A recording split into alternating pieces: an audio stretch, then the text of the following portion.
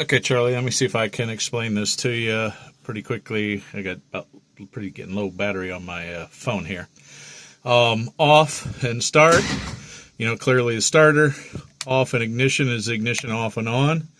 Electric fan, it's just what it says. Fuel pump is the fuel pump. If you go up, that is just prime, and down is actually fuel pump on, but it will not work unless the ignition is on.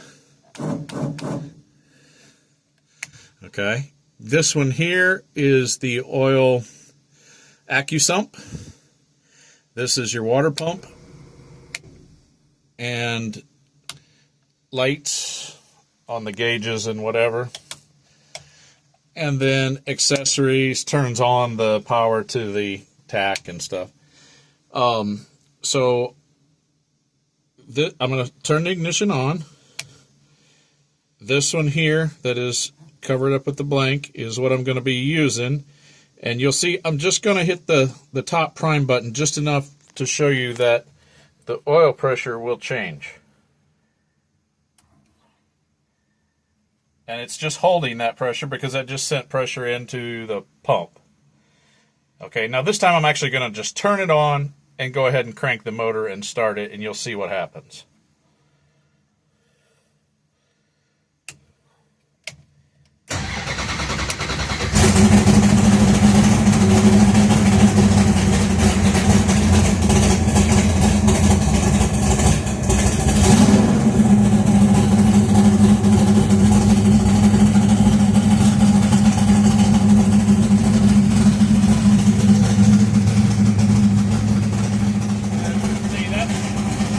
Where it idles without being in gear.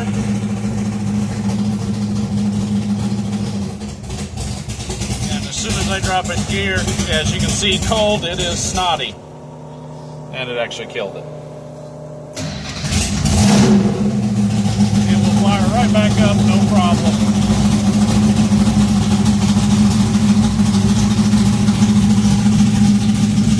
And then when you get ready to shut it down, turn the oil pump off,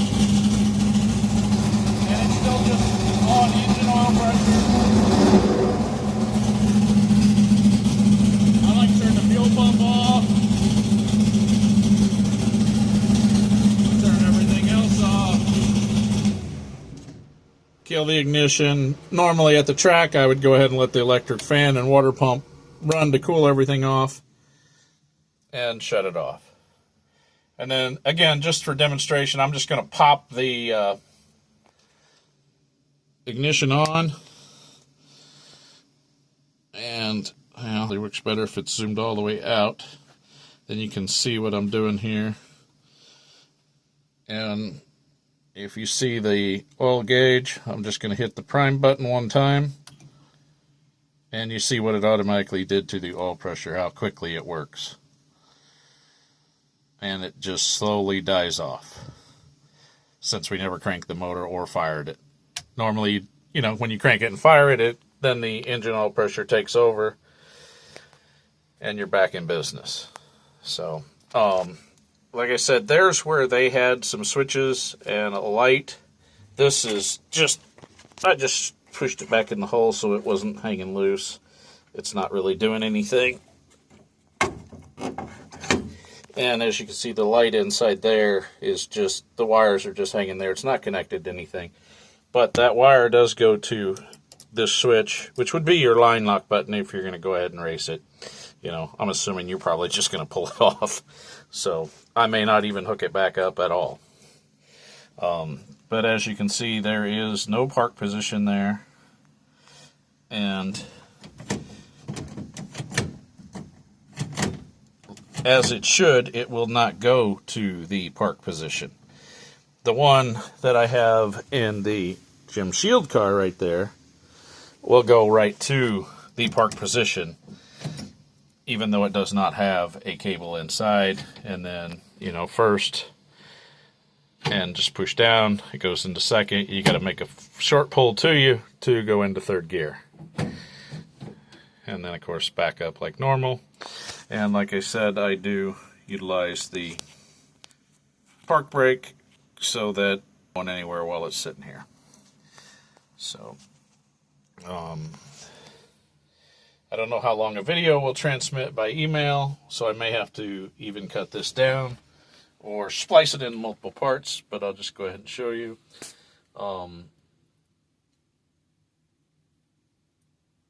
I made this fire extinguisher. It's not a real Mopar extinguisher.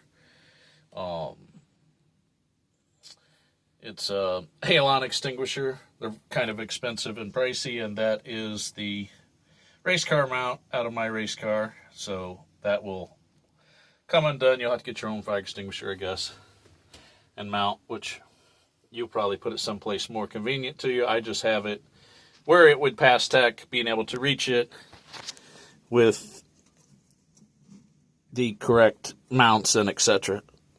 Oh, I'm wrong. That is not a NHRA mount. I am sorry. That is just actual clamps and the regular fire extinguisher mount. So that can stay in there. You can have the halon extinguisher, no problem. But like I said, I did make that. You know, it's clearly not a Mopar extinguisher. But that's everything on there says Mopar. And it is the halon extinguisher, which will not hurt the motor or anything like that if you sprayed it in the top of the carburetor, etc. It won't hurt any of your wiring or anything like that. It's just not very healthy for you because it takes the oxygen out of the atmosphere when you do spray it. I'm just kind of trying to show around. You ask about the cage. You know, that padding is just on there with a zip tie, so it will come right back off.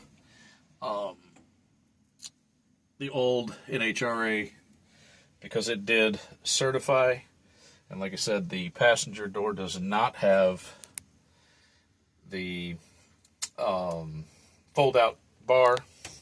You know, it does go under the dash, so it does not interfere with the dash per se. However, you can't quite open the glove box door all the way. You can get in there easy enough. I mean, I get my big paws in there, so, you know, it does have the old reproduction, no warranty sticker in there like it should have. Like I said, autometer gauges, you know, and they did put them through the radio delete plate, which is how Jack and Larry did it in 1965, so that's just the way it is. It has the heat delete like it should. You know, as we talked about, amp gauges, the speedometer. I did set the speedometer back when I was messing with it because it was just on some random number that I'm sure meant nothing of anything. And temperature fuel gauge. Down here, you know, brake release, headlight switch, which the headlights do work like they're supposed to. It does have a wiper switch in it, which, you know, the car would have originally been equipped with only the driver's side wiper. You know, the factory ignition switch, it does turn like it should. You know, it will function the starter. But, like I said, you do have to turn the ignition up here to turn the ignition on. You know, I'm assuming you're probably going to want a new or a different ashtray door there to eliminate the holes. And then, you know, that should have that delete plug in that hole there, which is kind of hard to find. But again, the brackets are bare aluminum, not painted black like they should be. You can see what they did with the carpet around the cage bars. You know, that's the back of the door, so that's where you're at there. Then they're coming over to the center hump, like they're supposed to be legal. And they go through back there just below the rear seat delete piece. Rear door panels. Door panels correct. You know, the two-tone dash like it should be. And then, like I said, of course, the tack is mounted up there. When you come up top, this is just like racing purposes. That would be no oil pressure. This would be overheating, and those do function as they're supposed to. If I turn the ignition on and accessory on with nothing running, of course it has no oil pressure, so the oil light is staring you in the face. Just for the heck of it, let's see what happens. And we're going to go back to the oil prime. And it goes out when it's primed with oil pressure. And as the pressure is dying off, the light comes back on. Perfect. So that is definitely functioning as it should as well.